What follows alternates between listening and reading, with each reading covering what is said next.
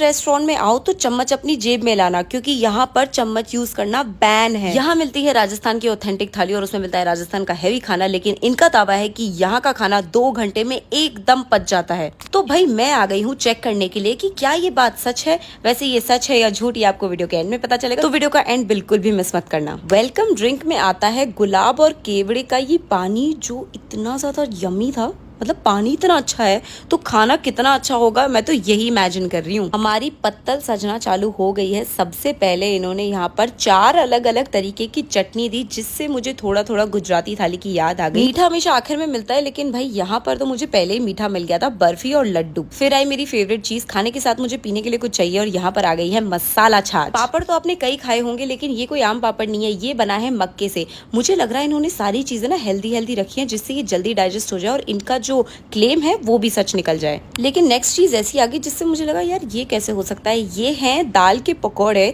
जिसे खा के मेरा पेट हमेशा खराब हो जाता है, बट सच बताऊं ये इतने टेस्टी थे कि मैं अपने आप को रोक नहीं पाई। सब्जी आना चालू हो चुकी है, और राजस्थान आओ और गट्टे की सब्जी ना खाओ ऐसा हो ही नहीं सकता। और मेरी ऑल टाइम फेवरेट राजस्थानी कढ़ी, जो मुझे इतनी पसंद है कि मैं बार बार लेकर खाती हूँ, वो भी यहाँ पर थी। दाल भी थी। अच्छा, कढ़ी को देखकर मेरा मन ललचा गया, तो मैंने कहा थोड़ी और डाल दो, और इन्होंने मेरी बात मान भी ली। खेर सांगरी की सब्जी मैंने बचपन में इतनी खाई है मेरी नानी के घर पे, मुझे आज भी ना इस सब्जी को देखकर सीधा मेरी नानी का घर याद आ जाता है।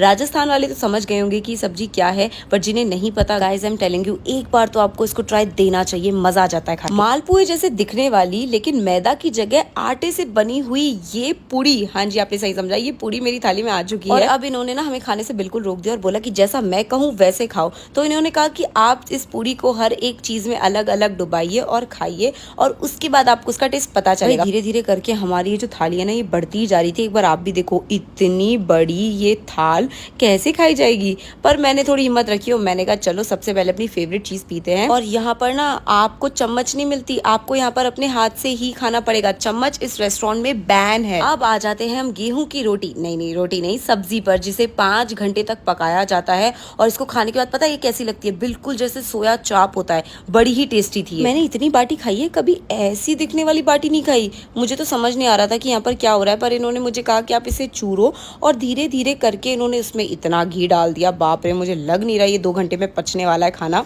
पर चलो जैसा ये कह रहे हैं वैसा हम फॉलो करते हैं, बाद में जजमेंट तो देखा जाएगा। जैसे ही मैंने सब कुछ मिक्स किया और इसकी पहली बाइट ली, ओ हो, इतना यम्मी खाना। इस पूरी थाली को बनाने में जितना घी लगा है वो सारा ये लोग घर पे बनाते हैं, और इसीलिए शायद ये खाना इतना शुद्ध और इतना टेस्टी है। मेरा खाना खत्म ही हो रहा था कि प्लेट के पास भैया आया और उन्होंने इतना सारा मूंग का हलवा मेरे प्लेट में रख दिया। अब चैलेंज लिया है तो गाइस खाना भी पड़ेगा, तो मैंने हिम्मत रखी और जितना मुझसे हो पाया मैंने खाया। ये बड़ी सी गोल चीज कुछ और नहीं, वही बाटी है जो मैंने अभी खाई, और इस बाटी पर इनाम है कि अगर इसे कोई पूरा फिनिश कर देता है तो आपको 11,000 का इनाम मिलेगा। खाना खत्म करने के बाद मुझे 2 घंटे हो गए थे, गाइस सच में मेरा पेट इतना लाइट वेट फील कर रहा था कि मैं आपको क्या बताऊं। So yes, you can come here.